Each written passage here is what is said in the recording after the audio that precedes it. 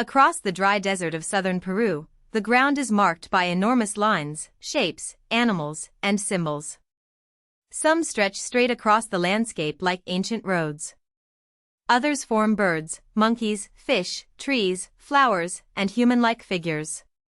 Together, they are known as the Nazca Lines, one of the most unusual archaeological landscapes in the world. What makes them so fascinating is their scale. Many designs are so large that they are easiest to recognize from above, where the desert suddenly looks like a giant drawing board. Yet they were created long before airplanes, drones, or satellites. The puzzle is not simply how ancient people made them, because the technique was surprisingly simple. The deeper question is why communities spent centuries turning a remote desert floor into a vast symbolic landscape. The Nazca Lines were not created in one moment by one group of workers. They belong to a long tradition that developed over many centuries, roughly between 500 BC and 500 AD. Archaeologists usually divide this history into two major phases. The earlier Paracas phase lasted from around 400 to 200 BC, and the later Nazca phase continued from about 200 BC to 500 AD. That timeline matters because it suggests an evolving cultural practice rather than a single monument with one fixed purpose. Different generations may have added new lines, reused older spaces, or changed the meaning of existing designs. The desert was not empty land to them. It was a place where belief, movement, community identity, and survival in a harsh environment could all be expressed directly in the ground. The construction method was direct, but highly effective.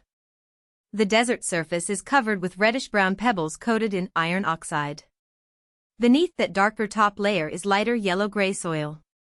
To make a line, ancient workers removed the dark surface stones and exposed the paler ground below. This created a strong color contrast without paint, carving in stone, or building walls. Most lines are shallow, usually only about 10 to 15 centimeters deep. Their width varies, some are only around 30 centimeters across, while others widen to nearly 1.8 meters. The simplicity of the process is part of its genius. By using the natural layers of the desert, the creators made images that could remain visible for centuries, provided the surface was not disturbed. The scale of the site is difficult to imagine from ground level. The combined length of all the known lines is more than 1,300 kilometers, or about 800 miles. The wider group covers roughly 50 square kilometers. Many of the markings are not famous animal figures at all, but straight lines and geometric shapes. These are just as important as the recognizable images because they show that the Nazca landscape was organized in many different ways. Some lines run with remarkable precision across open terrain. Others form spaces, angles, or pathways. A single line may appear simple, but multiplied over hundreds of kilometers, these marks create a landscape shaped by repeated planning, labor, and meaning. The Nazca Lines are not one picture. They are an entire desert system. The animal and plant figures are the designs that made the Nazca Lines famous. More than 70 zoomorphic figures have been identified, including a hummingbird, spider, fish, condor, heron, monkey, lizard, dog, cat, and a human-like form. There are also trees and flowers. Many of these figures are made from one continuous line, which is an important clue. A continuous design can be seen as an image, but it can also be followed as a path. This means some figures may have been experienced by walking them, not just by viewing them from a distance. A hummingbird or monkey might have been both a symbol and a route of ritual movement. The meaning may have come from the act of tracing the figure across the desert floor. Because many designs look best from the air, the Nazca Lines have often attracted dramatic speculation. But ancient people did not need aircraft to create or understand them. Some figures are visible from surrounding foothills and other high places.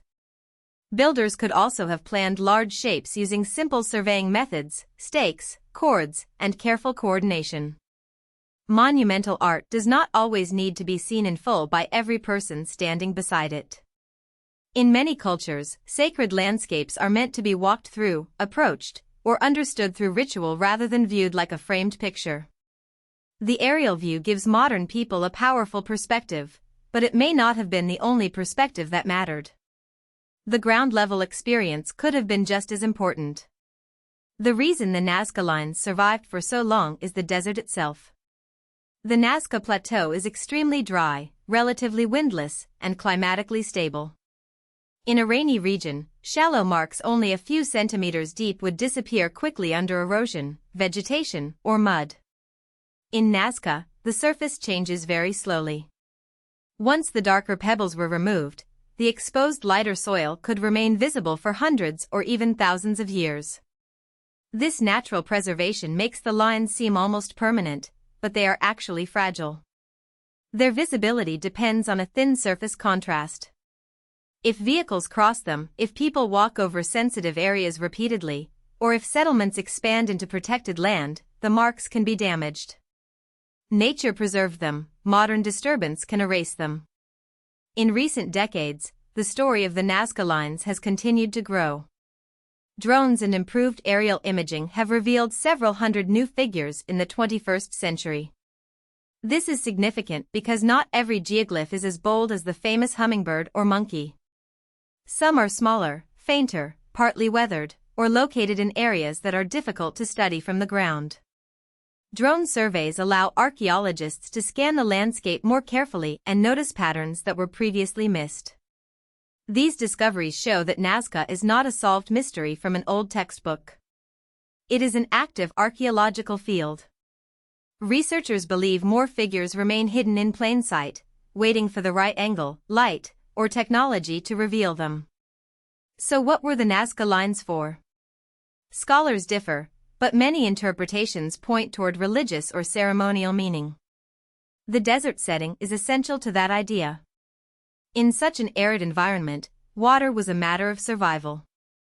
Communities may have used lines, pathways, and figures in rituals connected to rain, fertility, agriculture, or the forces believed to control the natural world. The animal figures may have represented important spiritual symbols or relationships between people and their environment. The straight lines may have guided processions or marked sacred routes. Because the creators left no clear written explanation, certainty is impossible. But the scale, care, and repeated use of the landscape strongly suggest that the lines were not casual decoration. They were part of a meaningful cultural system. It may be a mistake to search for one explanation that covers every line. The Nazca landscape includes straight paths, geometric forms, animal figures, plant shapes, and human-like designs created over hundreds of years. Different types of geoglyphs may have had different purposes. Some could have marked ceremonial routes. Others may have served as gathering places, symbols of identity, or offerings connected to divine powers. Their meanings may also have changed over time as later communities added new designs or reused old ones. Ancient sacred places often work like layered archives. They preserve many actions, beliefs, and memories at once. The Nazca Lines may not be a single message. They may be a record of repeated human engagement with a sacred desert. The Nazca Lines were designated a UNESCO World Heritage Site in 1994, recognizing their importance to human history. Their value is not only in their mystery, but in what they reveal about ancient skill and imagination. The creators did not build upward with stone towers or massive temples. Instead, they shaped the horizontal surface of the earth itself. Their monument is a landscape, not a building. It depends on distance, contrast, movement, and preservation. This challenges modern assumptions about ancient achievement. Monumental culture does not always look like pyramids or palaces. Sometimes it looks like shallow lines in the desert, carefully made and loaded with meaning. The Nazca Lines show how simple techniques can create something vast, durable, and culturally powerful. The lasting appeal of the Nazca Lines comes from the balance between knowledge and uncertainty.